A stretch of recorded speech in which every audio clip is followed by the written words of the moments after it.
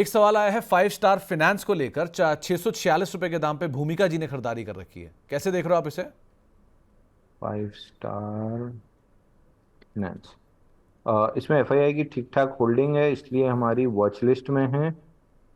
ऊपर में नीचे लो स्वीप किया है 530 के अराउंड।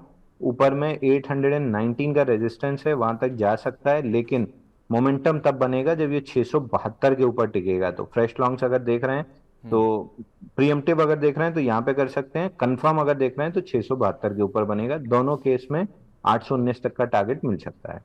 ओके, तो आपको एक राय दी गई है, आप अकॉर्डिंगली कॉल ले सकते हैं इन स्टॉक्स को लेकर भी।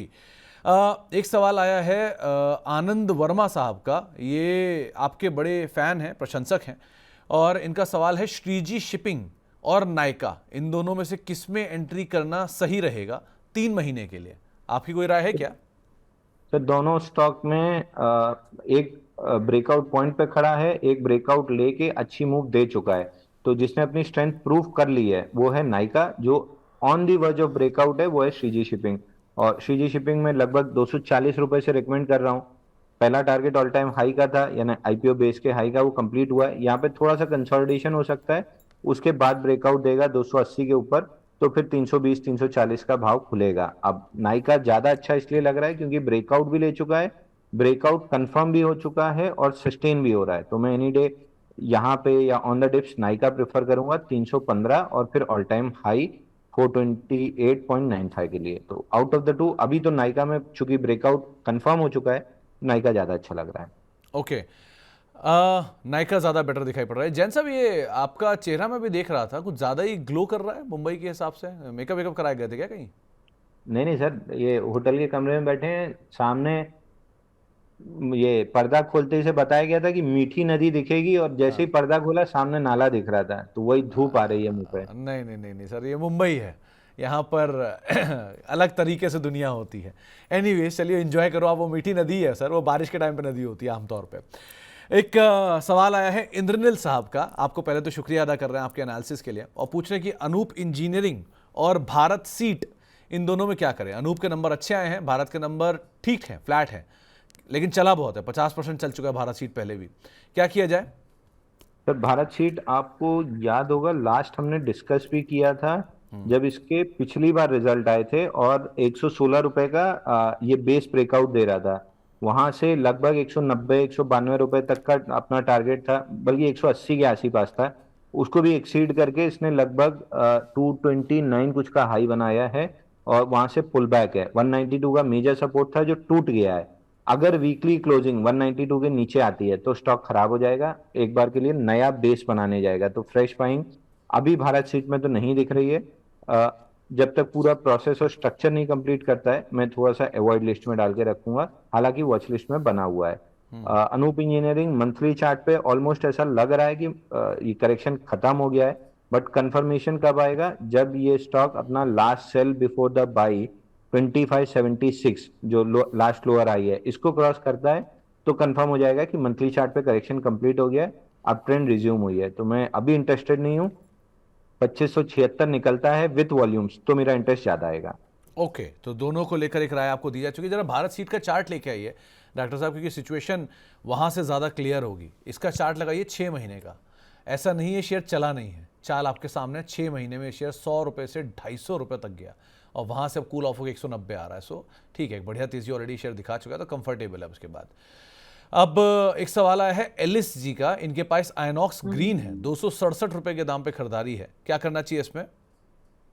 तो देखिए आइनॉक्स ग्रीन में 224 का ब्रेकआउट सस्टेन हो रहा है ऑन द वीकली चार्ट्स। इसका टारगेट बेयर मिनिमम 300 रुपए है। 4 हफ्ते से टाइट क्लोजिंग है, और ये पांचवा हफ्ता है जहां टाइट क्लोजिंग है 260 263 की जोन में। अगर ये ब्रेकआउट ले लेता है 274 का फ्रेश, पुराना तो 224 पे आ चुका है, या तो 224 मिले तो बाइंग कीजिए, या 274 टूटे तो बाइंग कीजिए। दोनों केस में मोमेंटम में आपको 300 सवा 300 तक के टारगेट मिलने की पूरी उम्मीद रहेगी। तो आपको एक राय दी गई है, आप उसके हिसाब से कॉल ले सकते हैं। बेल राइज को लेकर स्नेहा जी का एक सवाल आया है। उन्होंने इसमें खरीदारी कर रखी, कल नंबर्स भी आए थे, नंबर्स अच्छे थे, क्या करा है? और देखिए बेल राइस कल हमने अपने क्लाइंट्स को बाय रिकमेंड किया था, आज सुबह रिस्क फ्री हुए हैं। इस स्टॉक को फाइनल ब्रेकआउट के लिए 156.30 के ऊपर सस्टेन करना बहुत जरूरी है। अगर इसके ऊपर सस्टेन करने लगता है तो नेक्स्ट लेग की तेजी तैयार हो जाएगी और उस तेजी में 190 195 तक जा सकता है। आज सुबह सुबह काफी कोशिश किया था टिकने की, उसके बाद से जब 156 टूटा तो वहीं रेजिस्टेंस ले रहा है, तो एक बार 156.30 157 के ऊपर अगर क्लोज कर ले तो कंफर्टेबल स्पेस में आ जाएगा। ओके, सचदेवा साहब, रिंकू जी, हम एक आपके प्रशंसक हैं, फैन हैं, और ये पूछ रहे हैं कि आज़ाद इंजीनियरिंग इन्होंने खरीद रखा है करीब करीब 1100 रुपये के दाम पर। नज़रिया 2 साल का है, अब क्या करना चाहिए? सर आजाद इंजीनियरिंग में ब्रॉडली एक रेंज बनी हुई है जिसको आईपीओ बेस भी कह सकते हैं। 1949 ऊपर में, 1158 नीचे में। तो 1949 के ऊपर जब क्लोज करेगा, मंथली चार्ट पे अगर देखेंगे तो आपको clear inverse head and shoulder या कप कैंडल दिखेगा जिसका ब्रेकआउट 1949 के ऊपर है। तो महंगा खरीदिए 1949 के ऊपर, और महंगा 3000 के आसपास बिकेगा। ऐसा ना हो कि यहाँ सस्ता खरीदें और एकदम ही सस्ता 1158 हो जाए। तो थोड़ा सा महंगा 1950 के ऊपर खरीद लीजिएगा, तब कंफर्म अप ट्रेंड रहेगी 3000 तक की।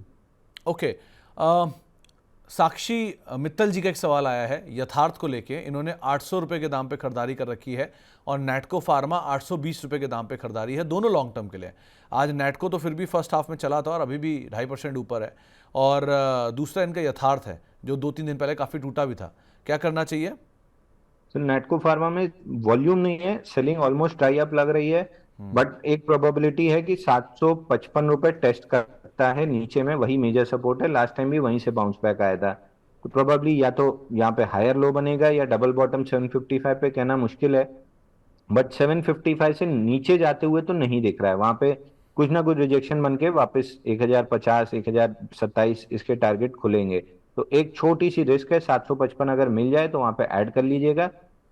यहीं से ऊपर जाएगा या 755 से जाएगा, दोनों केस में 1050 1055 के आपको टारगेट मिलेंगे, तो होल्ड की सजेशन ज्यादा रहेगी। दूसरा स्टॉक है आपका यथार्थ हॉस्पिटल। यथार्थ यथार्थ माइक्रो कैप 250 का हिस्सा है। 754 के नीचे अगर क्लोज करता है तो लॉन्ग्स के स्टॉप लॉस कटना स्टार्ट होंगे। ट्रेलिंग स्टॉप लॉस 693 का टारगेट खुल जाएगा। तो जब स्टॉप लॉस कटते हैं लॉन्ग्स के तो एकदम हैवी रोड रोलर की तरह आता है, तो उस समय बीच में नहीं आना चाहिए। लॉन्ग लिक्विडेशन जब हो रहा हो किनारे बैठ जाना चाहिए। 693 आते हुए दिख रहा है। स्वप्निल जी का एक सवाल आया है रेडिंगटन के ऊपर। ये कह रहे हैं कि रेडिंगटन में अच्छी स्ट्रेंथ दिख रही है 300 रुपये के आसपास, आपको भी दिख रही है क्या? स्ट्रेंथ तो दिख रही है सर। 293.80 क्रॉस किया है। बहुत मुश्किल था इसको क्रॉस करना और इसने किया है। पहले तो दो चीज है इसमें, 260 के नीचे 3 दिन क्लोज किया तो वीक लॉन्ग्स एलिमिनेट किए। 6 नवंबर को गैप के साथ उसको रिक्लेम किया और सीधा पैटर्न हाई 293.80 तक गया। उस दिन वॉल्यूम था 88 मिलियन का, 945% वॉल्यूम राइज। तब से आज 1 2 3 4 टाइट क्लोजेस थी और आज ओपन लो के साथ ब्रेकआउट है। अगर क्लोजिंग 300 के ऊपर आती है बहुत बेहतरीन हो जाएगा। 340 350 के लिए ये 293 से 300 रेजिस्टेंस जोन है इसकी। ओके, एक सवाल आया है स्टड्स को लेके। वैभव यादव जी का एक सवाल है, उनको स्टड्स और ग्रो दोनों का आईपीओ मिला है, अब ये होल्ड करें या निकल जाएं? सर देखिए, आईपीओ तो जनरली 3 से 5 दिन अगर पॉजिटिव लिस्टिंग है तो रखनी चाहिए। और ग्रो में सुबह से बाइंग दिख रही है, जहां से खुला है वहां से बाइंग ही दिख रही है, तो बेटर है आज का लो स्टॉप लॉस ले लें और 3 से 5 दिन होल्ड करें। जो भी होगा 3 से 5 दिन में पूरा निकल जाएगा। स्टार्ट में फर्स्ट डे से सेलिंग थी तो फर्स्ट डे का लो टूटने के बाद निकल जाना चाहिए था। नहीं निकले हैं तो कल और आज एटलीस्ट सेलिंग ड्राई अप होती हुई दिख रही है। 2 4 दिन देख लीजिए। 557 नहीं क्रॉस हुआ तो फिर एग्जिट कर लीजिएगा।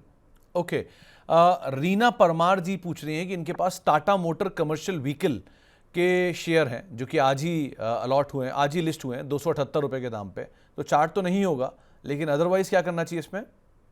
तो देखिए, चार्ट तो नहीं है तो इस पे बहुत सलाह नहीं दे पाऊंगा, लेकिन दोनों मिला के तो ठीक ठाक वैल्यूएशन पे लिस्ट हुई है। जो पुराना टाटा मोटर डीलिस्ट हुआ था तो बहुत नीचे तो नहीं लग रहा है, क्योंकि ऑटो एज ए सेक्टर मेरे को अभी भी कंसोलिडेशन और नेक्स्ट राउंड की तेजी के लिए तैयार होते हुए दिख रहा है। तो आई वुड सजेस्ट कि अगर कोई दिक्कत नहीं है समय की, होल्ड कर लेना चाहिए।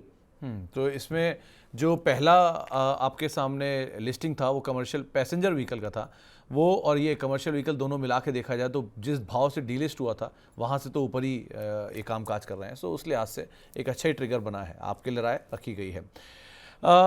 एक पहले तो सुमित जी का सवाल आया है, आपको पहले शुक्रिया अदा कर रहे हैं। उन्होंने एसजीएस सिरमा एसजीएस को होल्ड किया हुआ है काफ़ी समय से और प्रॉफिटेबल है। अब ये सवाल यही, क्या ये 1000 पार होगा? आप क्या राय रखते हो? सर कल जिस हिसाब से वीक लॉन्ग्स को एलिमिनेट किया है और आज 833 रिक्लेम किया है, मोस्ट लाइकली 1000 रुपये पार होना चाहिए, लेकिन भावनाओं में बहने की जगह 790 रुपए का या थोड़ा सा डीपर लेना है तो 760 रुपए का ट्रेलिंग स्टॉप लॉस जरूर ले लें।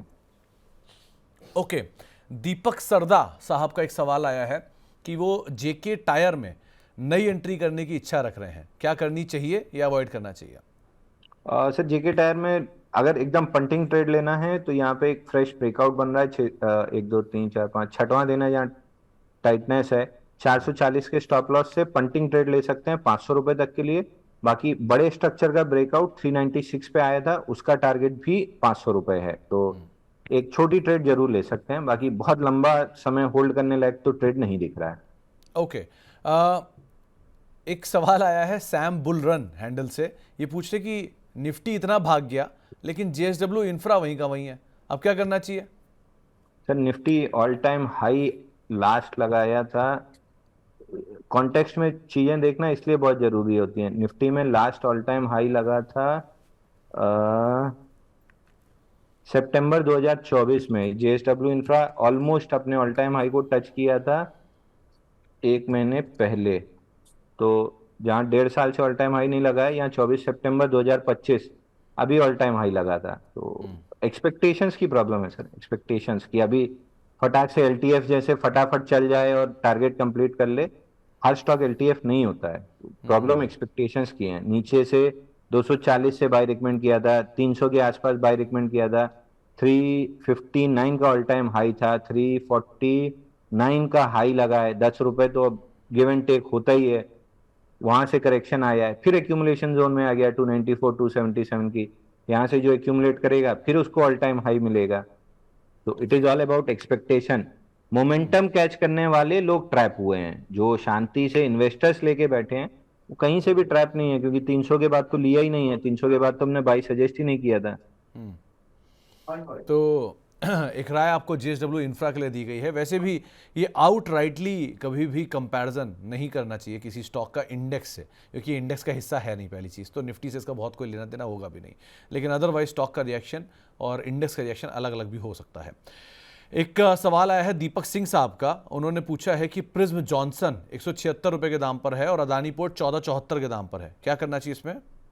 सर अदानी पोर्ट तो मैं सजेस्ट करूंगा। देखिए अदानी ग्रुप के साथ सबसे बड़ी दिक्कत यह है कि आप जब जब टाइमिंग करने की कोशिश करेंगे तब तब वो आपको मारेगा, और अगर टाइमिंग नहीं करेंगे लेके शांति से छोड़ देंगे, जैसे अदानी एनर्जी सॉल्यूशन भी 7 8 दिन नहीं चला और अचानक से आज 1000 के ऊपर के लेवल्स दिखा दिए। तो अदानी में टाइमिंग करने वाली गलती हमेशा अदानी पावर से अगर आपने सीख नहीं ली है तो फिर आप मुंह देखते रह जाएंगे। अदानी पोर्ट लेके शांति से छोड़ दीजिए। 2000 रुपए जब जाएगा तब सवाल पूछिए कि रखना है कि बेचना है। बीच में टाइमिंग मत कीजिए। डिप में अगर मिलता है, यहाँ ब्रेकआउट पे लेने के बाद अगर डिप आती है तो डिप में ऐड ही करना है और कुछ नहीं करना है। जाए ये 2000 रहा है, ऊपर नीचे करते हुए चला जाएगा, तो बहुत ज्यादा इसमें कोई दिक्कत नहीं है। 2000 रुपए जा रहा है। प्रिज्म जॉनसन साल 1.5 साल अगर छोड़ सकते हैं, 2 साल, तो बहुत बेहतरीन है। 179.50 का रेजिस्टेंस रिजेक्ट हुआ है लेकिन नया लो नहीं बना है, तो नेक्स्ट टाइम जब 179.50 निकलेगा ऊपर में 240 250 रुपए आराम से निकल जाएगा।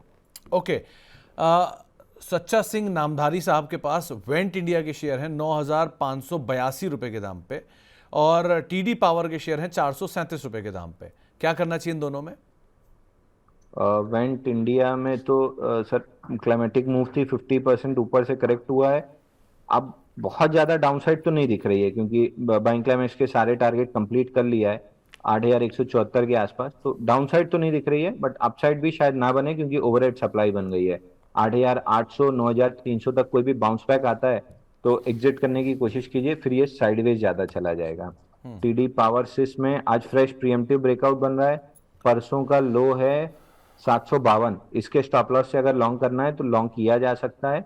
ऊपर में 1000 रुपए तक ये स्टॉक जाते हुए दिख रहा है। अब 1 मिनट का समय लेके मैं यहाँ पे वापस वही चीज रिपीट करूंगा जो मैं पिछले 20 दिन 25 दिन से रिपीट कर रहा हूँ, कि पोजीशन साइजिंग। अगर आप यहाँ पे 812 रुपए में ले रहे हैं, स्टॉप लॉस आपका 750 है, यानी आपकी रिस्क बनती है 62 रुपए की।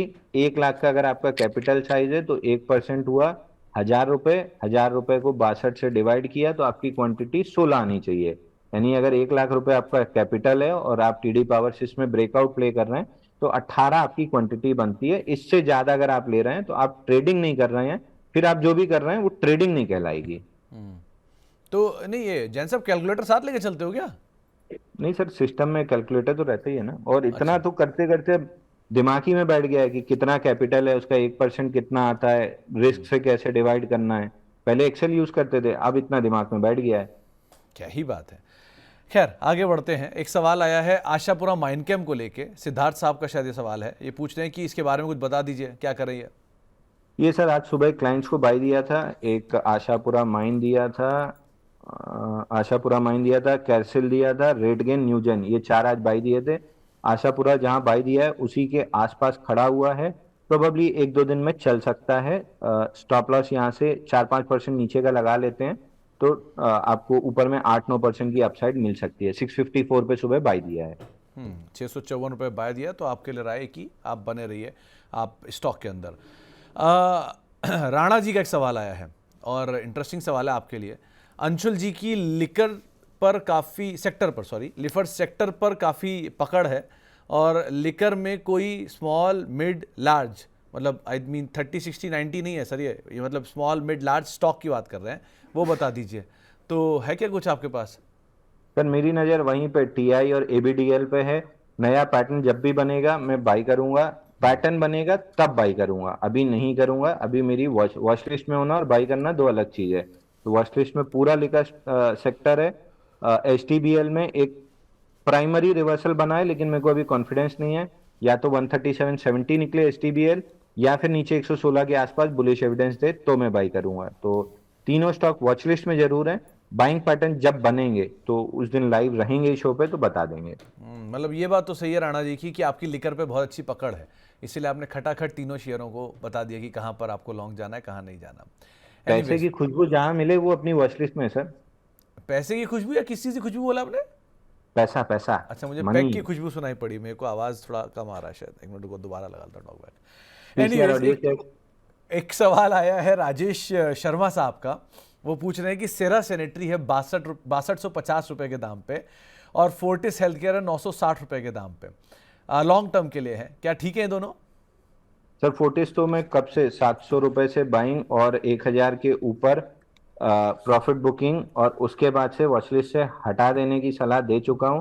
तो फोर्टिस नहीं निकले हैं तो अभी निकल जाइए, क्योंकि आज तो clear cut breakdown type of situation दिख रही है 978 के नीचे। तो आपको 1000 रुपए के आसपास ही निकल जाना चाहिए था। नहीं निकले हैं तो अभी भी निकल जाइए। किसी नए ट्रायंगल पैटर्न में या नए पैटर्न में जाइए, इसमें जहाँ पैटर्न का ब्रेकआउट था 716 रुपए के आसपास, प्रिसाइसली हाँ 716 720 के आसपास रिकमेंड किया था। इसका खेल खत्म हो चुका है, अब कोई नया खिलाड़ी ढूंढिए। सेरा में वीकनेस लग रही है। सेरा में बाइंग क्लाइमेक्स हुआ था, 53% गिरा, पुल बैक 6500 तक आई और वापस स्विंग लो 4899 टेस्ट करने जा रहा है। एग्जिट कर लेना चाहिए स्टॉक से। एक बार जरा आर्टिमिस देखना, आर्टिमिस ARTEMIS, फोर्टिस की तर्ज पर ये कैसे दिखाई पड़ रहा है? इसके भी नंबर्स आए, फोर्टिस के भी नंबर अच्छे आए थे, आर्टिमिस के भी नंबर अच्छे आए। सो इसको कैसे रीड कर रहे हो आप? तो 30 रुपए पे आईपीओ बेस ब्रेकआउट लेके 300 रुपए तक की मूव दिया था। उसके बाद से मंथली चार्ट पे 8-9 महीने हो गए कंसोलिडेशन के, और करंट मंथ की जो कैंडल है ये फ्रेश अप मूव दिखा रही है ट्रिगर होते हुए, और कल और आज मिला के डेली चार्ट पे इंस्टीट्यूशन कैंडल्स भी दिख रही हैं। तो इवेंचुअली मंथली क्लोज अगर अच्छा आता है इसका 270 280 के ऊपर, तो फिर ये रिज्यूम कर लेगा अपना अप ट्रेंड। बट कंसोलिडेशन में कहीं कोई बाइंग क्लाइमेक्स के सिग्नेचर नहीं है, कहीं भी कोई टॉपिंग आउट सिग्नेचर नहीं है। एक मूव कंप्लीट करके नया बेस बना रहा है। अगर 270 290 निकल गया तो ब्रेकआउट कंफर्म हो जाएगा, नहीं तो और 3-4 महीना लगा सकता है। बट ये एक स्टॉक है जहां पे नेक्स्ट लेग की रैली बची हुई है। ओके, तो आर्टिमिस पे इसलिए बात करिए कि दोनों के नंबर आए थे, फोर्टिस के भी और आर्टिमिस के भी। एक में रिएक्शन नीचे का, एक रिएक्शन 8% ऊपर कामकाज कर रहा है। रेनबो हॉस्पिटल में डॉक्टर अनूप कुमार राठौर साहब पूछ रहे हैं कि एंट्री करनी चाहिए क्या, आप क्या राय रखते हो? और रेनबो चिल्ड्रन हॉस्पिटल, ये सर जो फोर्टिस ने काम किया था 700 के आसपास, वो ये कर रहा है 1300 से 1500 की रेंज में ट्रायंगल पैटर्न बना रहा है वीकली चार्ट पे। मंथली पे भी क्लियर ही दिख रहा है। इसका ब्रेकआउट या तो नीचे पिवट रिवाइज होगा, फिलहाल पिवट 1600 पे है, तो 1600 के ब्रेकआउट पे लॉन्ग बनेगा, फिर 2200-2300 का टारगेट बनेगा, या फिर पिवट नीचे की तरफ जब रिवाइज होगा तो लोअर लेवल पे ब्रेकआउट आएगा। But at this point in time 1577-1600 इस रेंज में ब्रेकआउट है, तो अभी नहीं लेना है। ब्रेकआउट जिस भी दिन बनेगा हमारी वॉच लिस्ट में है, हम रिकमेंड कर ही देंगे। ओके। आ, एक सवाल आया है सुमेन पान साहब का, वो पूछ रहे हैं कि नालको और सागर सीमेंट क्या एंट्री के लिए ठीक है?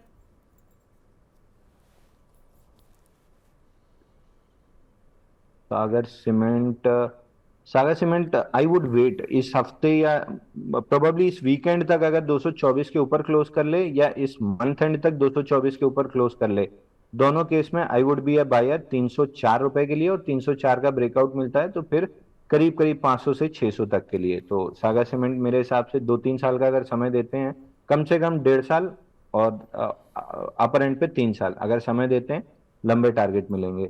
National aluminium continuation of up move है। नेशनल एल्यूमिनियम में 211 का फाइनली नया ब्रेकआउट बना है, ऊपर में 280 रुपए तक का इमीडिएट टारगेट है। तो आई वुड वेट टिल 280, 280 मिले तो वहां पे प्रॉफिट बुकिंग। नई बाइंग के लिए बहुत देर हो चुकी है। ओके। आदर्श पांडे साहब का एक सवाल आया, पूछ रहे हैं कि एंजल वन के शेयर इनके पास 2560 रुपए के दाम पे, और टाटा मोटर्स जो नया लिस्टेड है, इसके बारे में क्या किया जाए? एंजल वन और टाटा मोटर, सर नया लिस्टिंग है तो बहुत डेटा नहीं है, समय दे सकते हैं तो फिर डाउनसाइड तो नहीं दिख रही है फंडामेंटली। एंजल वन में मंथली चार्ट पे 1947 और 3250 की रेंज है। रेंज के लोअर एंड से चला है, अपर एंड ऑफ द रेंज आने की प्रोबेबिलिटी काफी हाई है। बट एक चीज याद रखिए कि ग्रो के आईपीओ की वजह से जो ट्रैक्शन आया था, ग्रो की लिस्टिंग के बाद से वो ट्रैक्शन थोड़ा सा कम हो जाएगा, बट स्ट्रक्चरली अप ट्रेंड है, तो 3200 आ जाएगा धीरे धीरे। तो एक राय आपको दोनों स्टॉक को लेकर दी गई है। टाटा स्टील के ऊपर अनुज त्रिपाठी साहब पूछ रहे हैं कि क्या करना चाहिए इसमें? टाटा स्टील है तो रखे रहिए सर आराम से। ऑल टाइम हाई ऑलमोस्ट लग चुका है, हाँ ऑल टाइम हाई तो लग ही चुका है। धीरे धीरे करके 225 240 भी चला जाएगा। देखिए जिसने भी आईओसी एचपीसीएल बीपीसीएल में उतावलापन दिखाया, वो कहीं ना कहीं एंट्री एग्जिट में मर गया। जो शांति से पकड़े बैठा रहा, उसने एचपीसीएल बीपीसीएल में ऑल टाइम हाई देखा, टाटा स्टील में ऑल टाइम हाई देखा, आईओसी में भी देख लेगा। तो ये slow and study large cap वाले काउंटर हैं, इनमें बहुत फटाफट मिड कैप स्मॉल कैप जैसी मूव नहीं आती है। तो रखे रहेंगे तो 220 240 भी मिल जाएगा आपको। ओके। एक और सवाल आया है ममता सिंह जी का, वो पूछ रहे हैं कि टाटा स्टील में नई खरीदारी यहाँ पे करनी चाहिए क्या, एक, और दूसरा अदानी पोर्ट में भी क्या नई खरीदारी यहाँ पे करें? आपके प्रशंसक भी हैं, फैन भी हैं, काफ़ी रिस्पेक्ट भी है आपकी। देखिए ट्रेडिंग का नजरिया है तो बिल्कुल मत कीजिए, क्योंकि ट्रेडिंग के लिए स्टॉक है नहीं। Same is with JSW infra, लोग ट्रेडिंग के लिए लेके अब फ्रस्ट्रेट हो रहे हैं। ट्रेडिंग के लिए स्टॉक नहीं है, लेके छोड़ दीजिए, 2000 रुपये मिल जाएगा, वहां बेच लीजिएगा। तो 1500 के आसपास 1485 1500 का ब्रेकआउट बनाए, सस्टेन हुआ तो इमीडिएट 2000 जाएगा। एक आध बार लॉन्ग ट्रैप करके वीक लॉन्ग्स को एलिमिनेट करने नीचे आया तो डिप पे ऐड कर लीजिएगा, तब भी 2000 जाएगा। तो यहां से 2000 जाए या पहले 1400 और 1350 तक डिप दे के जाए, दोनों केस में जाए 2000 रुपये रहा है। तो टाइमिंग मत कीजिए, लेके छोड़ दीजिए, दोनों शेयर बहुत बेहतरीन। तो आपको एक राय दी गई है, इसमें टाइमिंग मत करिए, आप ले कैसे चाहें तो छोड़ दीजिए, वो ज़्यादा बेटर रहेगा, वो ज़्यादा अच्छी रणनीति भी है, इनफैक्ट क्वालिटी कंपनी दोनों के दोनों। एक सवाल आया है वीएसटी इंडस्ट्रीज को लेकर, इसका सपोर्ट लेवल कहाँ आप देख रहे हो? वो चीज आपने एकदम सही सर, क्वालिटी कंपनी में अगर आप टाइमिंग करने की कोशिश करेंगे छूट जाएगा।